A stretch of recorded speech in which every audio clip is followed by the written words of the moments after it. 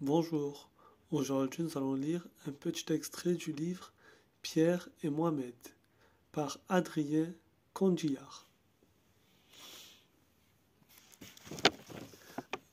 La quatrième couverture rapidement. Mohamed, jeune Algérien de 21 ans, est venu chercher l'évêque Pierre Claverie à l'aéroport d'Oran pour le reconduire à son effugé.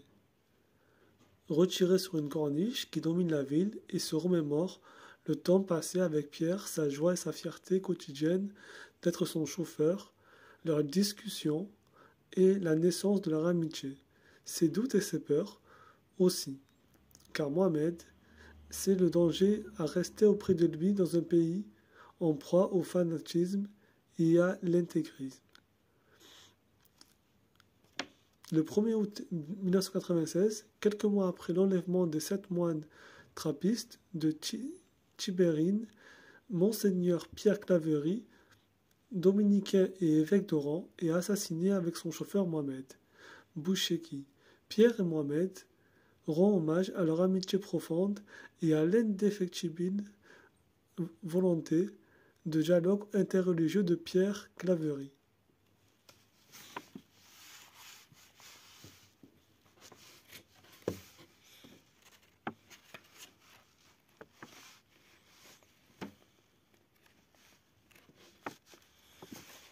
Chapitre Humanité plurielle.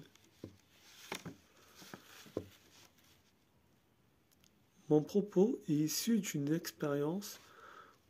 Je ne suis pas un politicien né en Algérie. J'ai suivi les évolutions de ce pays en partageant l'existence de millions d'Algériens qui se trouvent aujourd'hui plongés dans la crise que l'on connaît. Et j'ai l'impression de revivre douloureusement ce que tant d'autres dont j'ai vécu.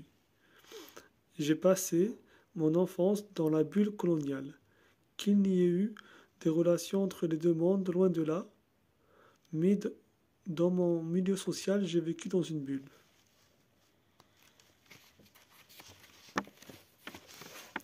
Ignorant l'autre, ne rencontrant l'autre que comme faisant partie du paysage ou du décor que nous avions planté. Dans mon existence collective, peut-être parce que je l'ignorais, l'autre, ou que je niais son existence, un jour il m'a sauté à la figure. Il a fait exploser mon univers clos, qui s'est décomposé dans la violence, mais est-ce qu'il pouvait en être autrement? Il a affirmé son existence, l'émergence de l'autre, la reconnaissance de l'autre, l'ajustement à l'autre sont devenus pour moi des hantises. C'est vraisemblablement ce qui est à l'origine de ma vocation religieuse. Je me suis demandé pourquoi, durant mon enfance, étant chrétien, pas plus que les autres, fréquentant les églises comme d'autres, entendant des discours sur l'amour du prochain, jamais je n'avais entendu dire que l'arabe était mon prochain. Peut-être l'avait-on dit, mais je n'avais pas entendu. Je me suis dit désormais, plus de murs, plus de frontières, plus de fractures. Il faut que l'autre existe, sans quoi nous exposons à la violence, à l'exclusion, au rejet. J'ai donc demandé, après l'indépendance, à revenir en Algérie, pour redécouvrir ce monde où j'étais né, mais que j'avais ignoré. C'est là qu'a commencé ma véritable aventure personnelle, une renaissance, découvrir l'autre, vivre avec l'autre, entendre l'autre, se laisser aussi façonner par l'autre. Cela ne veut pas dire perdre son identité, rejeter ses valeurs. Cela veut dire concevoir une humanité plurielle, non exclusive. Dans cette expérience, faite de clôture, puis de la crise et de l'émergence de l'individu, j'acquiers la conviction personnelle qu'il n'y a d'humanité que plurielle, et que dès que nous prétendons posséder la vérité ou parler au nom de l'humanité, dans l'Église catholique, nous en avons la triste expérience au cours de notre histoire, nous tombons dans le totalitarisme et dans l'exclusion. Nul ne possède la vérité, chacun la recherche. Il y a certainement des vérités objectives, mais qui nous dépassent tous et auxquels on ne peut accéder que dans un long cheminement, et en récompensant peu à peu cette vérité en glanant dans les autres cultures, dans les autres types d'humanité, ce que les autres aussi ont acquis, ont cherché dans leur propre cheminement vers la vérité.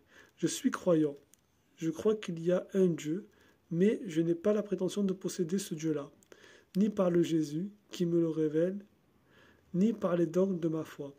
On ne possède pas Dieu, on ne possède pas la vérité, et j'ai besoin de la vérité des autres. C'est l'expérience que je fais. Aujourd'hui, avec des milliers d'Algériens, dans le partage d'une existence et des questions que nous nous posons tous, on parle de tolérance.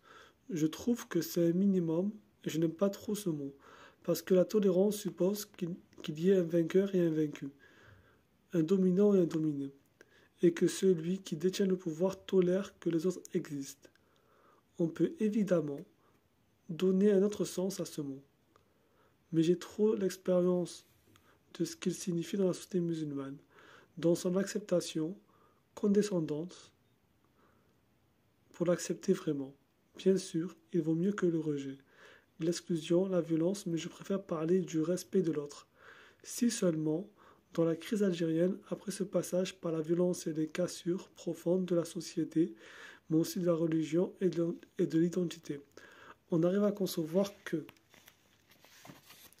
l'autre a le droit d'exister, qu'il porte une vérité et qu'il est respectable, alors les dangers auxquels nous sommes exposés maintenant n'auraient pas été courus envers. Maintenant, on va lire une petite partie sur Testament spirituel de Mohamed Boucheki. Voici la traduction de la prière rédigée avec soin en arabe littéraire qui clôt le carnet de notes personnel de Mohamed Boucheki, retrouvé sur lui après sa mort. Au nom de Dieu, le clément, le miséricordieux, avant de lever mon stylo, je vous dis la paix soit avec vous. Je remercie celui qui va lire mon carnet de souvenirs et je dis à chacun de ceux que j'ai connus dans ma vie que je le remercie. Je dis qu'ils seront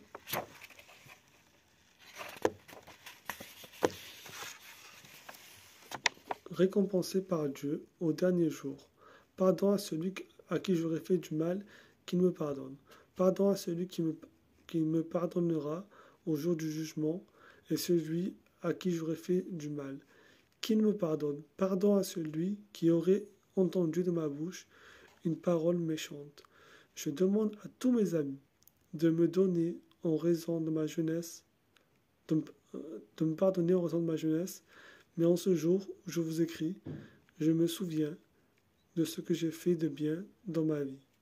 Que Dieu, dans sa toute-puissance, fasse que je lui sois soumis et qu'il m'accorde sa tendresse.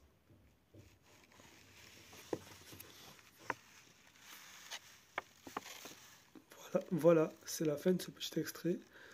Je vous souhaite de découvrir d'autres livres également.